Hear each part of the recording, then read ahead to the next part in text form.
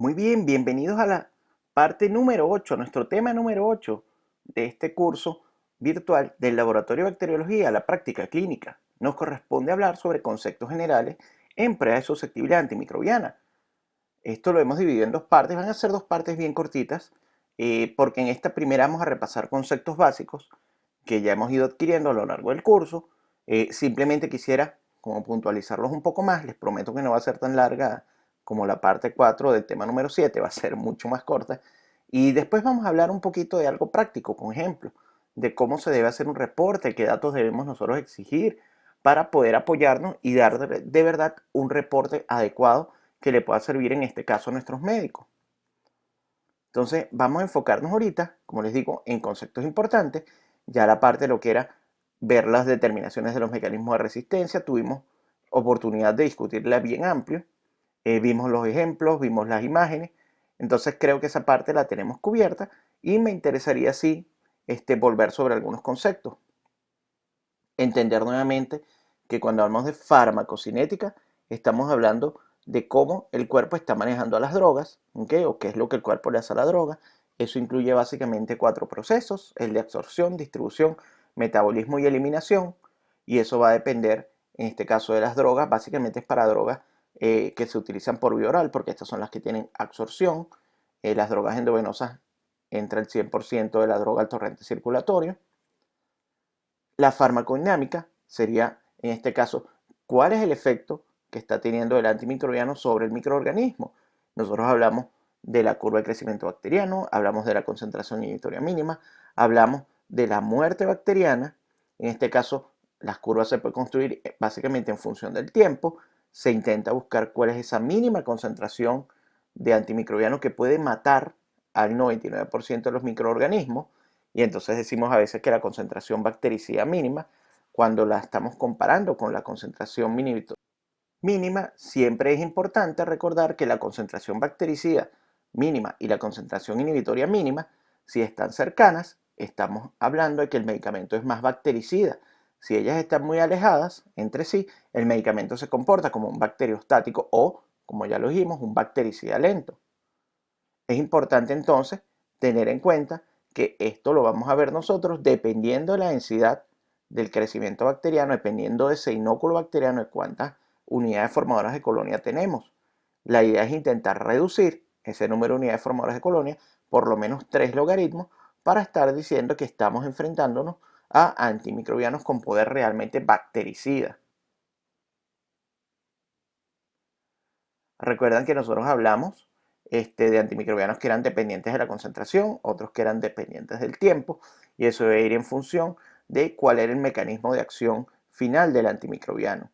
En el caso de los aminoglucósidos, de las fluoroquinolonas, de la actomicina, básicamente eran antimicrobianos que iban a depender de qué concentración pico alcanzaran, y en el caso de los antimicrobianos que habíamos conversado eran dependientes del tiempo, ellos necesitaban mantenerse el mayor tiempo posible sobre la concentración inhibitoria mínima para ejercer su efecto. Hablamos del efecto postantibiótico, de esa capacidad de seguir inhibiendo el crecimiento bacteriano una vez que nos hemos dado la tarea de exponer un microorganismo o un antimicrobiano, pero ha caído el nivel sanguíneo de este medicamento. Y eso básicamente se va a deber a la capacidad de unión a los receptores, a sus blancos terapéuticos. Y esto es generalmente, cuando estamos hablando de efecto postantibiótico, un proceso irreversible. Habíamos conversado del área bajo la curva, esa área bajo la curva, esa ABC, sobre esa rayita azul que es la concentración inhibitoria mínima. Es importantísimo porque es el tiempo de exposición real y efectivo al fármaco. Entonces ahí nosotros tenemos que los antimicrobianos, al estar sobre la concentración inhibitoria mínima, van a funcionar mejor. Mientras más tiempo estén en mayor concentración, pues los antimicrobianos van a tener, dependiendo de su mecanismo de acción, mayor actividad.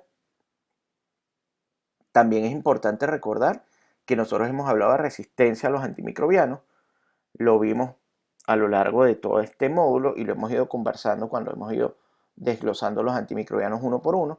Hemos hablado de la capacidad de producir enzimas como las beta-lactamasas, que tienen la capacidad de inactivar el antimicrobiano, de metilasas también. Hemos hablado de el antimicrobiano que no puede entrar a la célula bacteriana porque la bacteria se hace impermeable a él. bien sea a través de engrosamiento de su pared, bien sea a través de la anulación de ciertos sistemas que le permiten la entrada como proteínas porinas, bien sea una resistencia mediada por bombas de flujo o por canales que ayudan a eliminar de forma activa, utilizando energía, este antimicrobiano de la célula bacteriana, bien sea por cambios en el órgano diana, en este caso en el blanco de acción terapéutica. Y aquí habíamos hablado, por ejemplo, de lo que pasaba con las proteínas ligadoras de penicilina, con las PBP, cuando se producía la resistencia a meticilina.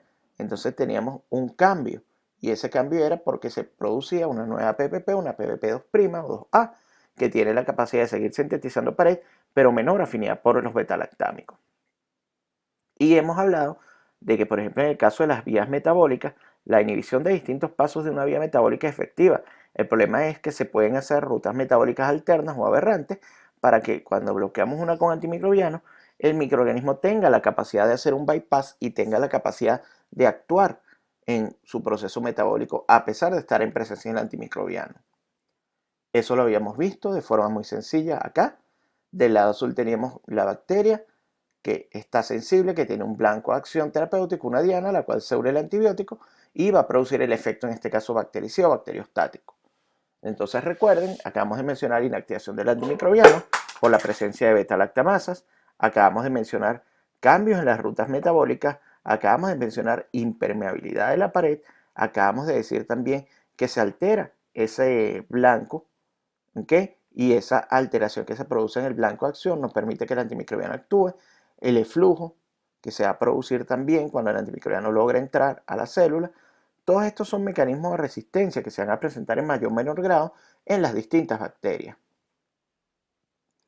Hablamos de la concentración inhibitoria mínima, de los puntos de corte, de lo que es sensible, intermedio y resistente.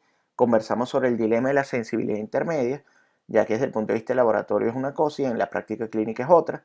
Alcanzar realmente concentraciones para sobrepasar esa sensibilidad intermedia, es decir, intentamos a veces estar varias veces sobre la concentración inhibitoria mínima, es posible, pero eso no garantiza in vivo el éxito terapéutico. Y habíamos dicho que esto podría también asociarse a toxicidad. Si lo vemos en forma de repaso, de forma gráfica, imaginémonos un antimicrobiano con un MIC de 1 para hablar de sensibilidad y resistencia.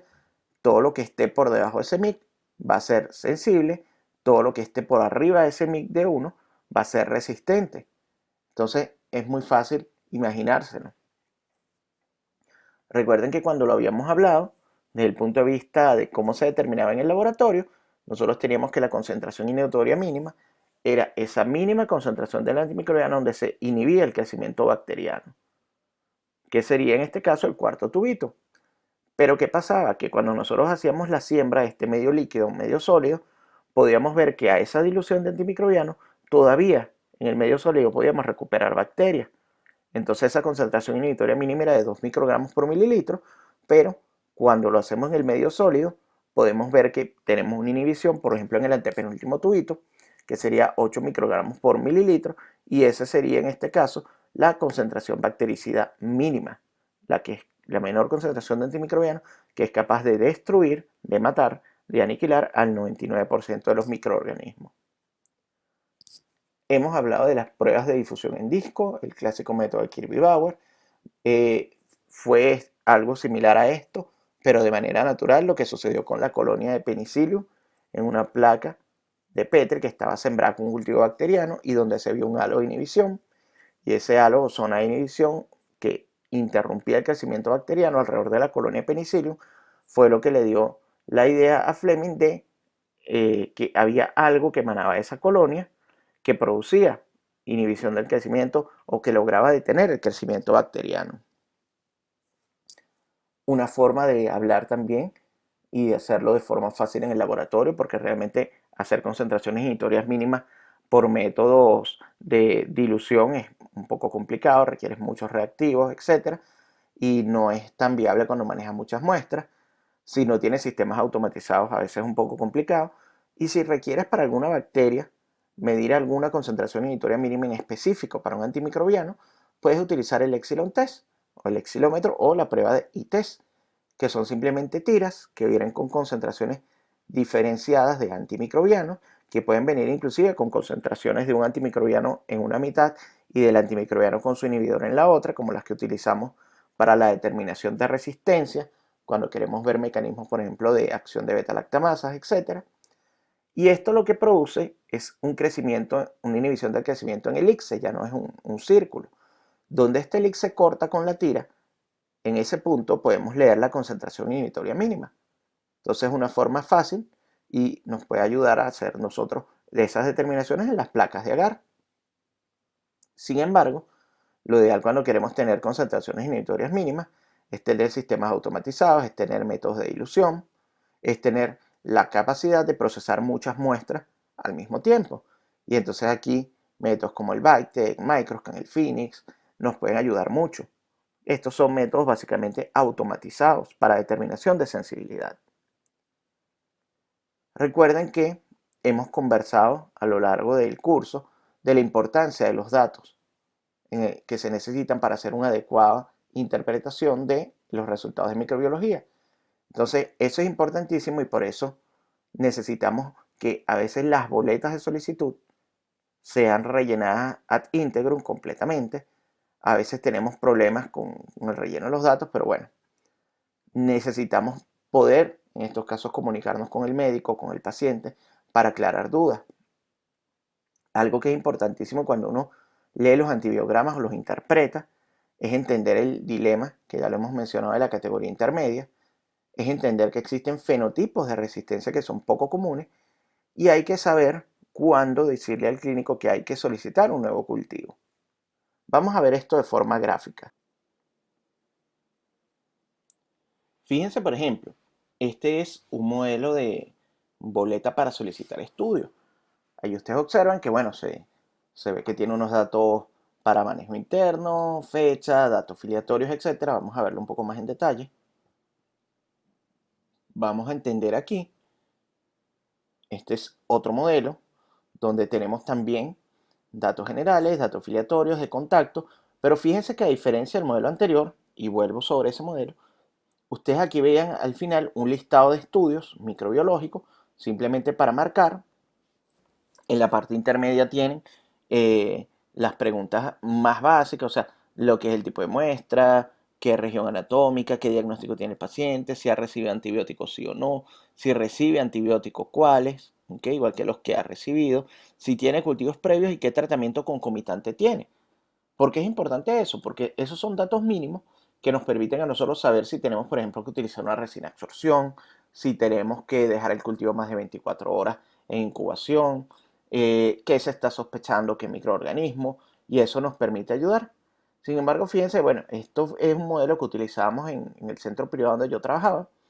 Tenía al final, como ustedes ven, los enlaces para correo electrónico, para número telefónico, etcétera, para mantener el contacto, porque pedíamos también los datos del médico tratante para comunicarnos con él. Pero les llamaba la atención con esta segunda boleta, donde ustedes ven que pareciera un poquito más chiquita, tiene un dibujo de la figura humana por los costados, por la cara frontal y la cara posterior, la cara dorsal. Aquí lo interesante es que si ustedes observan, se mantienen igual los datos filiatorios, esos datos del paciente. Tenemos ahora solamente los datos del médico tratante, el nombre. Esta es una boleta para uso interno dentro del centro. Ya nosotros con esto ubicábamos al médico tratante. Como les comenté, yo trabajaba en un centro quirúrgico, básicamente. He trabajado casi todos mis centros han sido quirúrgicos.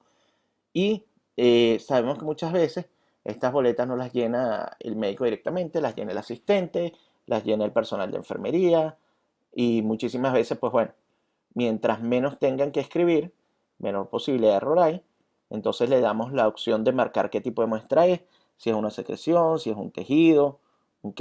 Eh, Marcarnos con una X, con un punto qué región anatómica viene la muestra, en ese dibujito de la figura humana. Algún detalle, bueno, es una muestra que se toma por punción para mantener la neurobiosis, etcétera, qué diagnósticos tiene el paciente. Y nuevamente volvemos sobre las preguntas importantes, los antecedentes o la historia antimicrobiana. Y si observan, le simplificamos, a diferencia de la boleta anterior, donde ustedes veían el nombre completo de la prueba, por ejemplo, gran y cultivo o coloración de Sil Nielsen. No, aquí lo hacemos mucho más sencillo porque nos dimos cuenta que En el caso nuestro, pues nuestros cirujanos no les gustaba escribir. Entonces diseñamos un código, ese como es un código interno del centro de diagnóstico, pues es un código que estaba en sistema, que se podía extrapolar. Simplemente cuando a mí me decían, bueno, Marcel, necesito un M15 o necesito un M1. Entonces yo decía, bueno, M1 es el cultivo sencillo, un M15 estamos hablando ya de paras de biología molecular, por ejemplo, para clamidia, uroplasma y micoplasma miniseria. Entonces, ya ahí uno también podía interactuar un poquito más. Esto nos da la oportunidad de tener, de intentar recabar un poquito más los datos, porque como les digo, una cosa es decir a nivel académico que es necesario tener todos los datos, y la otra es tener que lidiar diariamente con un grupo de colegas, de médicos que pues a veces les cuesta entender eso, y para ellos un cultivo es un cultivo, aunque se los hemos explicado muchísimas veces, y el resultado va a ser invariable. Y no, nosotros necesitamos data para trabajar.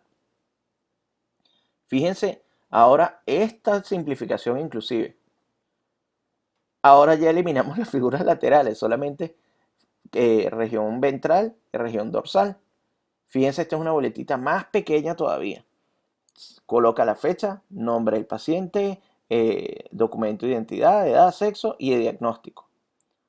Y ustedes dirán, doctor, ¿y el médico? ¿Cómo sabe usted quién se la mandó? Nuevamente, fíjense, estos son boletas para uso interno. Esto lo diseñamos. Seguíamos evolucionando en lo que era el diseño de la solicitud de estudios microbiológicos. Y bueno, aquí igualito teníamos el código, pero les poníamos ya qué significaba el código porque a veces se les podía confundir. Vimos que cuando pedían coloración no nos especificaban si era Gram o Sil-Nielsen, que eran las más importantes, se las pusimos allí. Les pusimos cultivo de hongos, para micobacterias, cuando necesitaban cultivo para identificar biopelículas y, como les digo, un centro vascular, por ejemplo, que trabajé antes de retirarme, pues allí se trabaja muchísimo con úlceras y tenemos un perfil específico para úlceras que incluye ciertas coloraciones, la búsqueda de biopelículas, cultivo para hongos, para algunas micobacterias, etcétera. Eso es lo que llamábamos, que lo ven al final, un perfil infeccioso de úlcera. Y dejamos una línea especial para otro.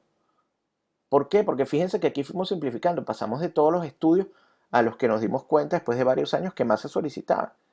Ay, que por ejemplo me van a decir que el paciente tiene una secreción por pene y quieren hacer una determinación de clamidia o, o de patógeno de transmisión sexual por biología molecular. Sí, escríbemelo ahí, otro. Entonces escríbeme biología molecular para clamidia, por ejemplo. Que el paciente es un paciente que lo estamos viendo junto con medicina interna y se decidió que el gastroenterólogo lo biopsiara y le tomó una biopsia gástrica. Escríbeme allí otro cultivo para Helicobacter pylori. Pero antes llámame para nosotros poder estar pendientes y recibir ese cultivo. Fíjense algo que no ha cambiado. Antibióticos, sí, no, ¿cuál? Tanto previos como actuales. Aquí era muy fácil para nosotros saber quién era el médico tratante, porque por conveniencia, por convención, en la clínica todo el mundo utilizaba el sello húmedo. Entonces, cuando el médico terminaba esto, aunque lo llenara su asistente, él tenía que colocarle el sello húmedo y en el sello húmedo estaban sus datos de identificación. Entonces así podíamos nosotros ubicarlo a través del sistema administrativo de la clínica y conversar con él si lo necesitábamos. ¿Por qué esto es tan importante? Y ustedes dirán, qué fastidio, porque bueno, a nosotros nos han llegado solicitudes de estudio de laboratorios en pedazos de papel de servilleta, detrás de un tiquete de parqueo, de estacionamiento, nos han llegado papeles reciclados que a veces uno se preocupa porque tú de repente ves que es un recibo de una compra y está reciclado y no está anulado. Bueno, se podrán imaginar la cantidad de cosas que uno ha visto.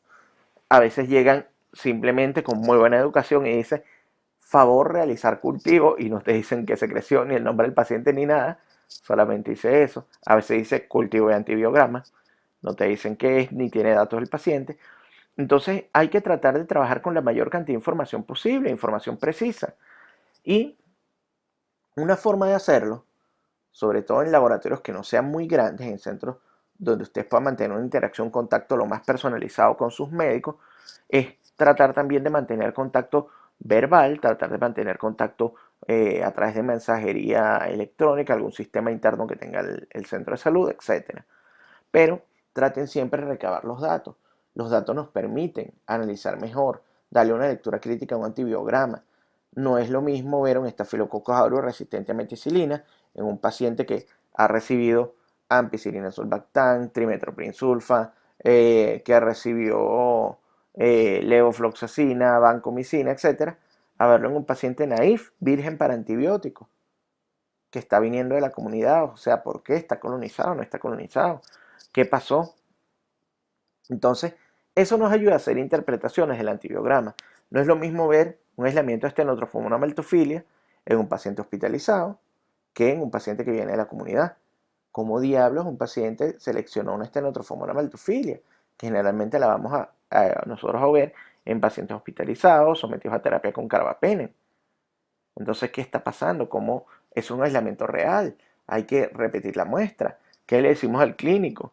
O sea, necesitamos datos para trabajar. Parte de eso es poder hablar de este daño colateral. Parte de eso es poder hacer entender al médico que para nosotros en el laboratorio es importante saber el antecedente terapéutico para darle valor y para poderle inferir mecanismos de resistencia que se estén expresando y ayudar a la selección del antimicrobiano. Parte de eso es esto, es recordar esa categoría intermedia de resistencia. ¿Por qué? Porque, como les digo, inclusive en un centro donde yo trabajé no se reportaba la categoría intermedio, porque lo que fue la sociedad médica dijo que los médicos, como eran muy jóvenes, la mayoría de los médicos que trabajan allí, era un centro quirúrgico de cirugía ambulatoria, eh, no tenían un entrenamiento tan fino, tan preciso en la parte de manejo de antimicrobianos, y pues ellos la categoría intermedio era igual que una categoría sensible, pero que había que aumentar la dosis de antibióticos. Y sabemos que no es así. Sabemos que esa categoría intermedio puede generar mucha confusión, puede generar problemas. Y esos problemas pueden ser bien severos. Es importante recordar la colonización. Y entonces aquí a veces nosotros tenemos que decirle al clínico cuando tenemos aislamientos, por ejemplo, muy sensibles y esperamos que sean realmente aislamientos resistentes por lo que nos comentan de la severidad de la infección. Aquí hay que interpretar muy bien esto. Pero bueno, créanme que son puntos álgidos a veces en lo que es el manejo de las relaciones inclusive interpersonales. Pero se puede. Yo aprendí que con café, chocolate, todo se puede arreglar. Con galletas, bueno, con una galleta Oreo también y café, ustedes pueden arreglarlo. Y siendo amables y siendo humildes, pero nunca poniéndose por debajo de alguien del equipo de salud. O sea, todos tenemos nuestro lugar, pero si nos quieren hablar de colonización, créanme que nosotros sabemos bastante de eso. Recuerden cuando hablamos de lo que eran los espectros de actividad de los antimicrobianos, es importante que nosotros sepamos esto y lo tengamos siempre en cuenta porque las guías del CLSI, las guías del EUCAS, siempre nos recomiendan qué antimicrobianos probar para qué tipo de microorganismos.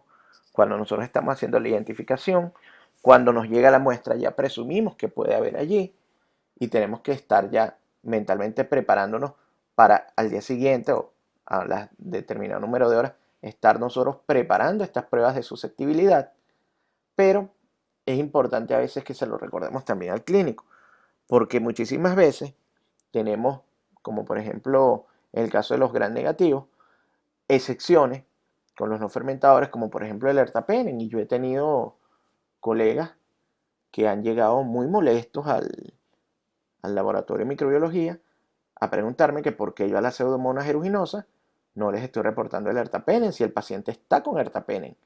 Si tiene 3 días con ertapenem, Marcel, y te lo coloqué allí, ¿por qué no se lo pusiste?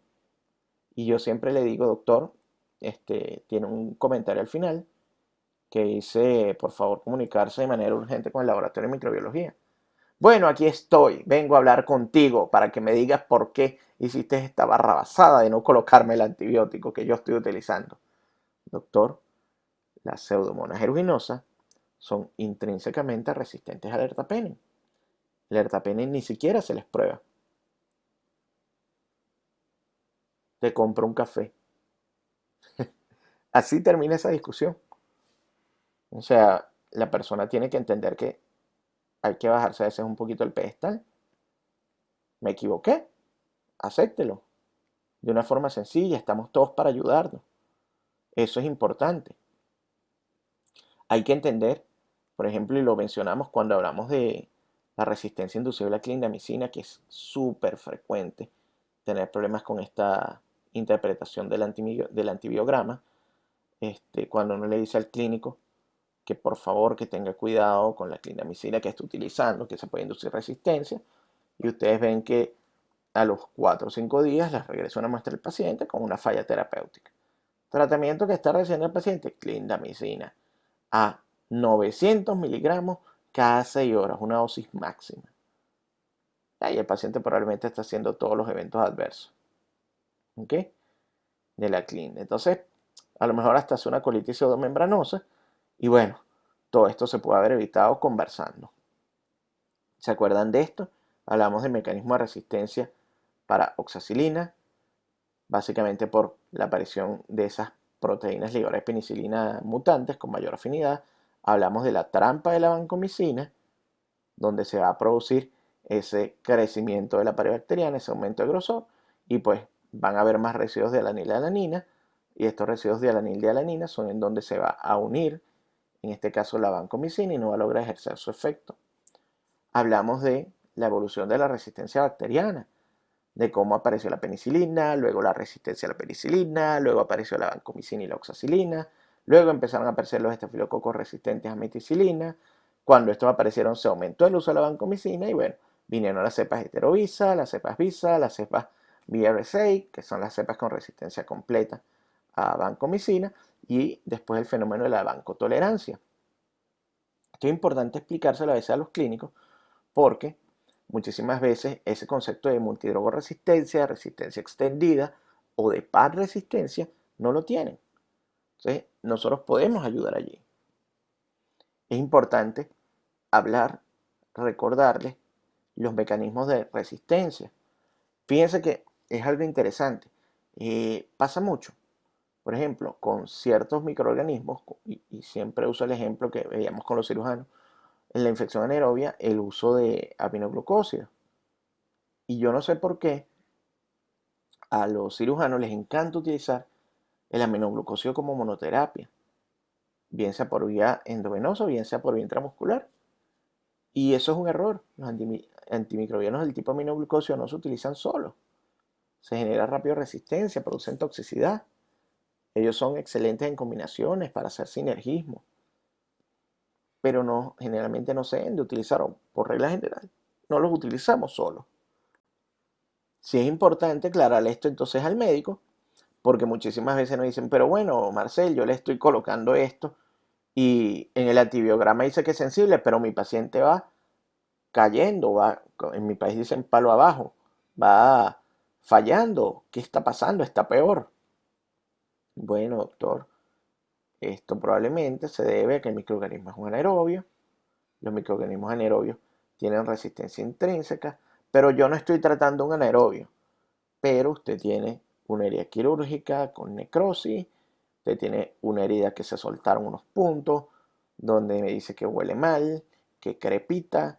Esos son signos de infección anaerobia.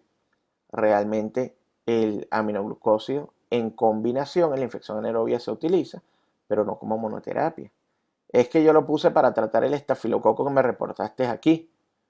Sí, doctor. El problema es que los aminoglucósidos no son monoterapia, y menos para un estafilococo aureus. Pero ¿qué le voy a poner? Doctor, está sensible a oxacilina, a meticilina. Póngale oxacilina y con eso su paciente le va a ir muy bien. Ah, te compro un café. Por eso me gusta tanto el café. Yo tomo muchísimo café en el posgrado. Entonces, vean cómo se pueden ir presentando situaciones donde uno puede, siempre con educación, con humildad, educar.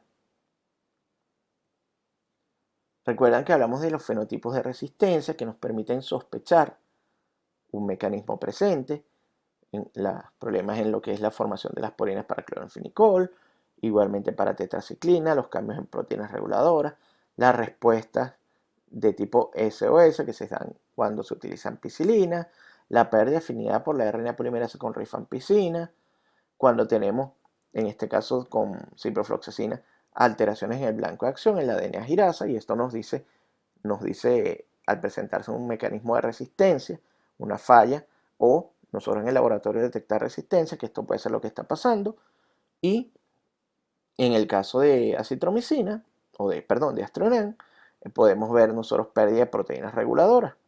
Entonces, es importante acá que nosotros tengamos claridad para hacer estas interpretaciones, para entender qué pasa cuando vemos estos fenotipos de resistencia y entender por qué están pasando estas cosas.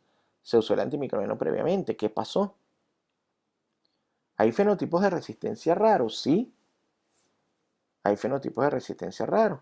Por ejemplo, la sensibilidad a Astronan, básicamente, aunque es un monobactámico, aunque teóricamente deberíamos de tener sensibilidad, pues nosotros lo que nos preocupa es cuando nos las están reportando, porque nosotros no utilizamos Astronan para infecciones por gram positivo.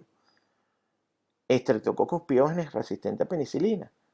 Y me pasó en el posgrado que la gente discutía que por qué en ese laboratorio no le probábamos penicilina a los Streptococcus pyogenes.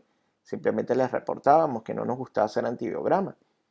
Durante muchísimos años no se investigó la resistencia del Streptococcus pyogenes. Streptococcus pyogenes responde muy bien a penicilina. Que tenemos resistencia a antimicrobianos potentes como linezolid, como actomicina, como tigecyclina en cocos gram positivos. Wow, esto sí es un problema. Porque, como les dije, esto se puede ver cuando hay impermeabilidad, cuando tenemos resistencia asociada a vancomicina. Si no nos las están reportando, si no resistencia aislada a estos compuestos, algo pasa. ¿Okay? O vamos a adquirir una bacteria con un nuevo mecanismo de resistencia, o tenemos un problema con los reactivos. Que tenemos estafilococo como género, con presencia de resistencia a gentamicina, pero sensible a los otros aminoglucósidos. Eso está raro. Que tenemos resistencia a oxa, pero sensibilidad a la cefalosporina. Eso está más raro aún. Recuerden que la definición de meticilino resistencia es resistencia a todos los betalactámicos. ¿Ok? Cefalosporina son betalactámicos. Auros resistentes a banco en cualquiera de los grados, heteroresistencia, intermedia, resistencia completa, bancotolerancia. Eso es importante describirlo, no es frecuente. Y eso hay que hacer un llamado de atención. Estafilococcus coagulasa negativa sensibles a los betalactámicos. Es raro. El 70% de las coagulasas negativas, hemolíticos, epidermidis, tienen resistencia a meticilina. Por ejemplo, cepas de enterococos o de neumococos con resistencia a ampicilina y con sensibilidad a amoxi con inhibidor suicida. No nos cuadra, son fenotipos raros. Enterococcus fecalis resistente a AMPI, tampoco. Hay cosas que son importantes en estos casos que nos sirven para hacer control de calidad. Y a veces, cuando los clínicos nos dicen, mira, tengo este problema con este resultado de laboratorio, y ustedes ven estos fenotipos de resistencia y dicen, esto está muy raro, aquí pasa algo. Aquí se recomienda recultivar o, si se tiene disponible la cepa, hacerle las pruebas de susceptibilidad. Seguimos con fenotipos raros, resistencia al linezolid en neumococo. Yo no lo he visto. Enterobacterias con resistencia a carbapena en pan nuestro de cada día.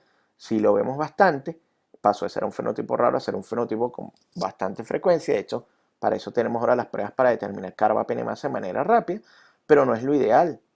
O sea, no es lo que nosotros queremos estar viendo. Sobre todo, por ejemplo, cuando son muestras comunitarias. Esto es pan nuestro de cada día también. Las Klebsiellas con reporte de sensibilidad a ampicilina y el médico nos insiste y tiene fallas en el tratamiento aunque le está colocando ampicilina porque el antibiograma dice que sí. Recuerden, el mecanismo de resistencia a la ampicilina es un mecanismo que está presente en casi todas las Klebsiellas, entonces es muy difícil que la Klebsiella sea sensible a ampicilina, igual que el Proteus vulgaris. Resistencia a colistin, a la última esperanza de la humanidad en antimicrobianos para gram negativos no fermentadores multiresistentes. Cuando esto pasa, ya estamos probablemente montados en la panresistencia. Entonces eso hay que verificarlo siempre muy bien, que no vaya a ser efecto inóculo. Hemófilos con resistencia a cefalosporinas de tercera, a carbapenem y a fluoroquinolona. ¡Wow! No es un hemófilo, es un monstruo. Hay que verificarlo. Meningococo con resistencia a cefalo de tercera y a quinolona. Hay que verificarlo.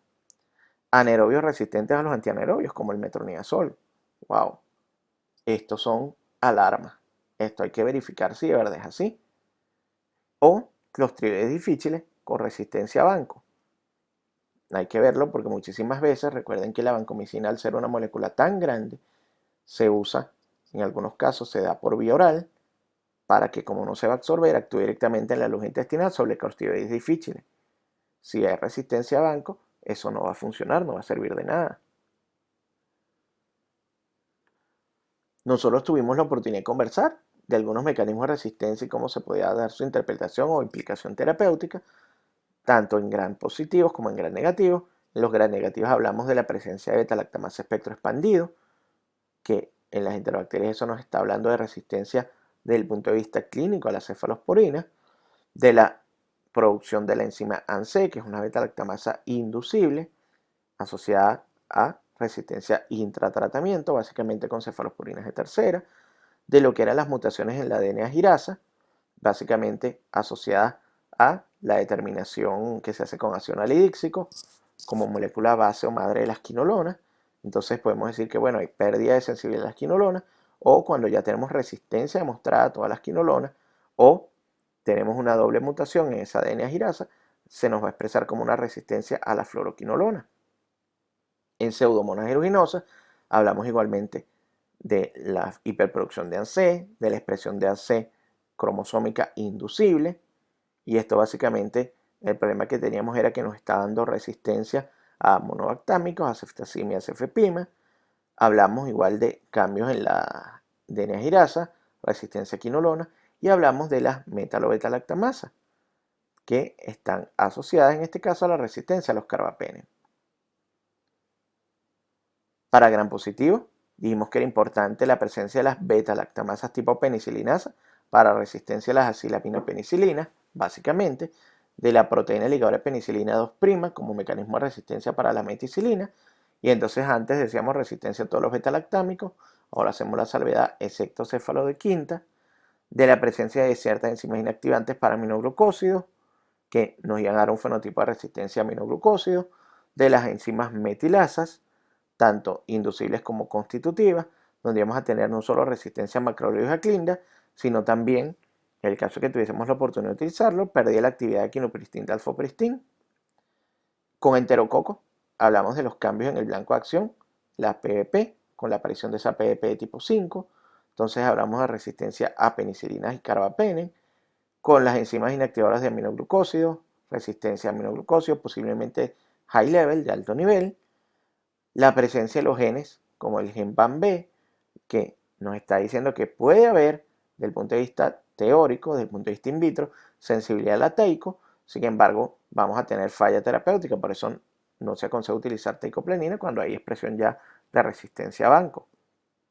Y neumococos con modificación en esas PBP, lo cual habla de una posible resistencia a céfalos de tercera, con esa resistencia a penicilina presente, y donde realmente lo que nos ayuda es buscar las concentraciones inhibitorias mínimas.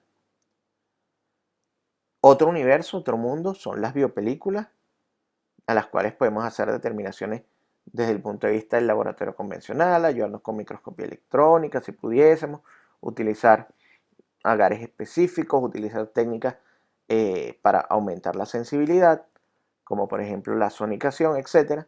Pero aquí lo importante es siempre pensar en las biopelículas, siempre pensar en ese efecto inóculo, cuando tenemos algún fenotipo de resistencia que pueda estar asociado a él. Y recordar que parte de esto lo tenemos que pensar siempre nosotros porque tenemos agentes de prioridades críticas y elevadas que están con fenotipos de resistencia que pasaron a ser cada vez más frecuentes y para los cuales a veces no tenemos tratamiento. Recuerden siempre conversar con sus clínicos, recordarles que a veces hay que tomar unas nuevas muestras y a veces nosotros mismos en el laboratorio decimos, bueno, valdrá la pena tomar una nueva muestra, un nuevo hemocultivo, tomar un hisopado, hacer una nueva aspiración. Tenemos que individualizar estas muestras, tenemos que individualizar al paciente y yo creo que esto nos va a ayudar a decidir y a darle una buena información al clínico, porque muchas veces ellos son los que nos van a preguntar si vale la pena o no tomar una nueva muestra. Les agradezco la atención y vamos ahora con la segunda parte de este tema número 8.